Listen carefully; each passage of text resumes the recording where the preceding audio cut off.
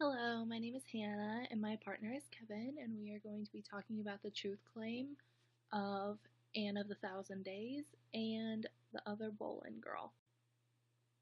Okay, so the truth claim of Anne of the Thousand Days, it is an implicit claim, not an explicit claim. It didn't come out right out and say, hey, this is based on a true story or this is based off a book.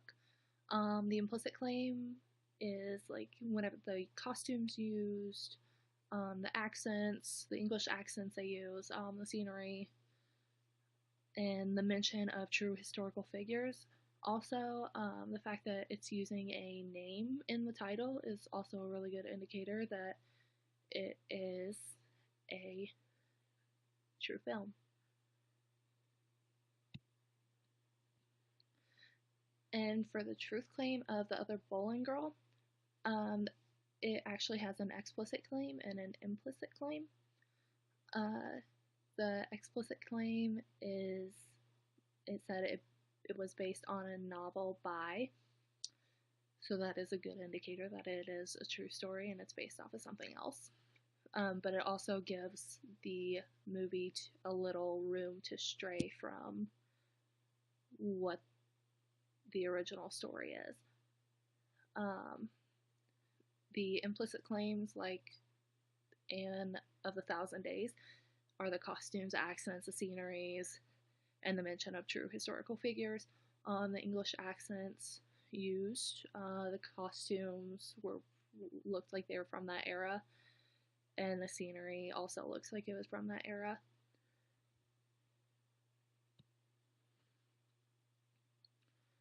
Okay, so for visual for Anna the Thousand Days, the costumes seem pretty spot on, so that definitely helped the truth claim presented. The characters aged well, so like as the movie went on, you can tell it was years that went by because the characters like Anne aged quite a bit from whenever the king first saw her to the end of the movie, and also whenever she had her daughter, she aged like looked like 4 years by the end of the movie. Um, the wedding scene raised question to me because it said she should have been like 5 months pregnant, and at that time it didn't look like she was 5 months pregnant. It looked like she was still in her same figure, so it didn't really look like that was visually represented correctly.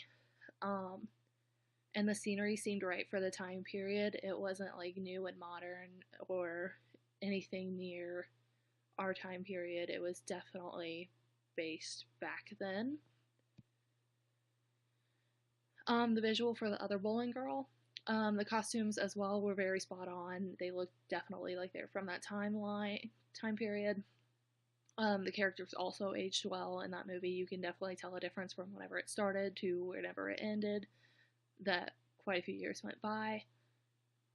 As well with the children, they aged pretty well. Um, Also, the scenery for this movie seemed right as well.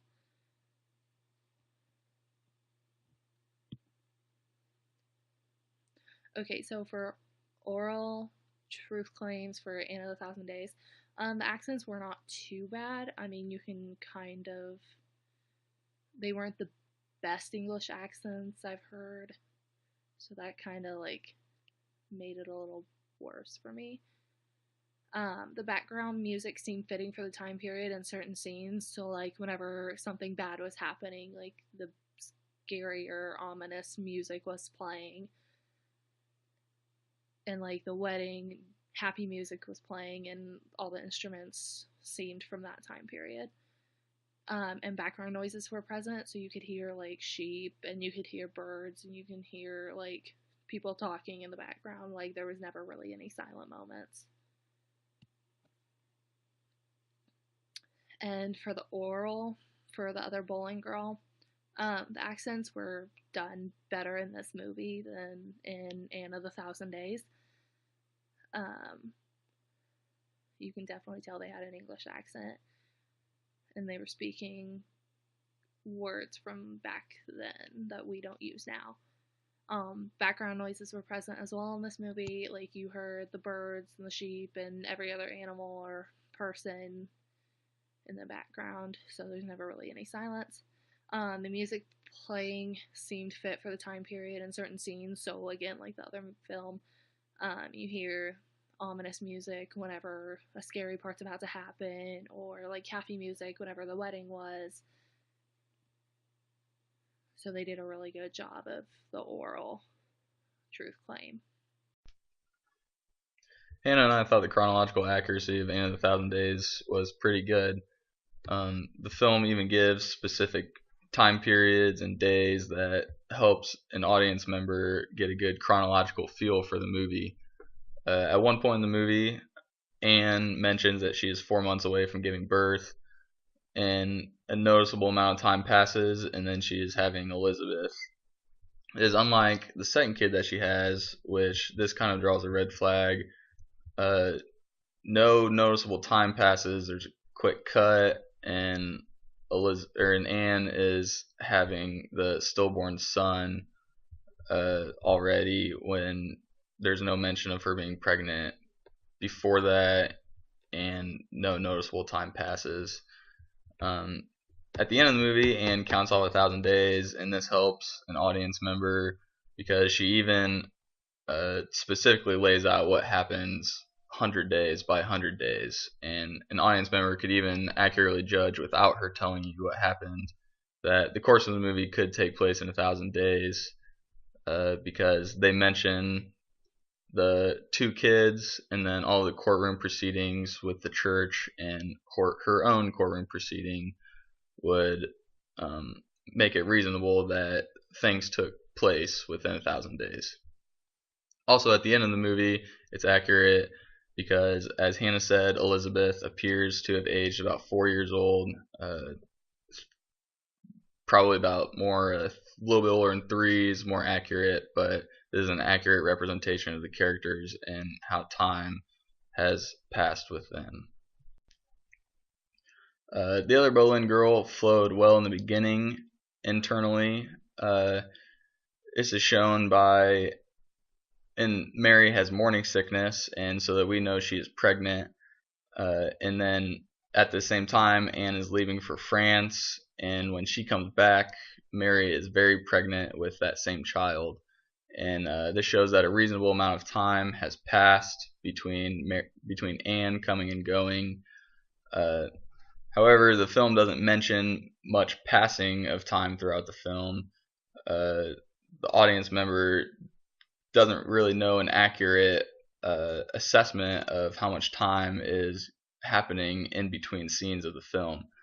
A red flag is there after Anne and Henry's wedding, there is no mention of Anne being pregnant or of her showing being pregnant, but the scene after the wedding, she's already giving birth to Elizabeth. And even with the second child, there is mention of Anne being pregnant by members of the court, but right after this, she has already miscarried the child, and an audience member still can't accurately assess how much time has gone by with that pregnancy. And at the end of the film, Elizabeth is still a baby, even though a noticeable amount of time has passed between Anne giving birth to Elizabeth and her being beheaded. Externally, just as in with Anne of the Thousand Days, there's mention of King Henry VIII and Anne Boleyn and many other historical figures that let you know this story took place in the early 16th century. Hannah and I thought Anne of the Thousand Days did a pretty good job staying thematically accurate. It seemed ordinary that the king would disrupt Anne's original marriage to do his own bidding, and that other marriages were made for social and economic reasons.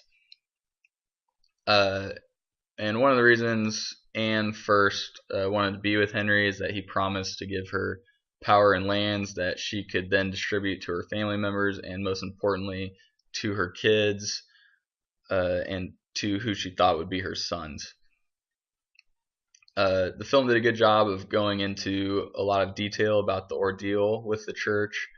I know that King Henry not getting his annulment is the main reason that the Church of England is a separate entity from the Catholic Church now.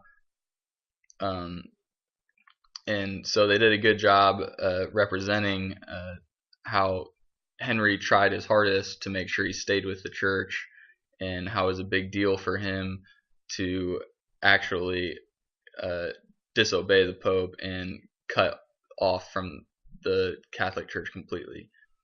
Also in the story, Mary is completely in the background, as opposed to the other Boleyn girl, which I think would be accurate, because I don't think the King of England would be flaunting around a mistress, especially when the church is so prominent and on his back.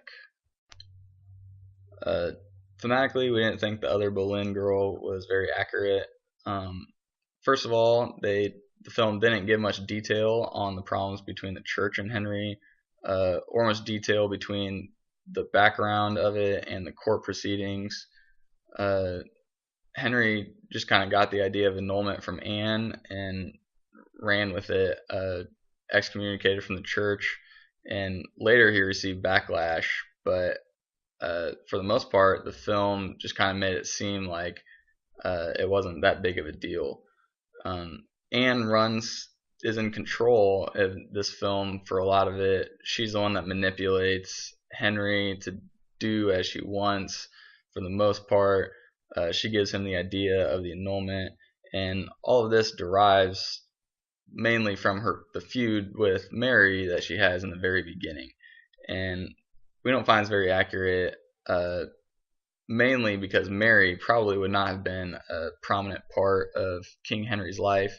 It probably was not accurate that he was so open about having a mistress, especially when the church was so prominent at the time. We believe that Anne of the Thousand Days does live up to its truth claim, just its implicit claim by having a 16th English setting, and by mentioning the characters of Henry VIII and other characters vital to the story. As Hannah stated earlier, the visual and oral accuracies are for the most part pretty good. And even in the chronological aspect of the film is pretty good, and its thematic aspect is pretty good, and it seems pretty accurate to the time period. We also think the other Boleyn girl lives up to its truth claim. We don't necessarily agree with all of its historical truthfulness, but the fact that the movie says it is based on a novel in the beginning gives it some leeway, because then the movie can be more based on the novel rather than true to history.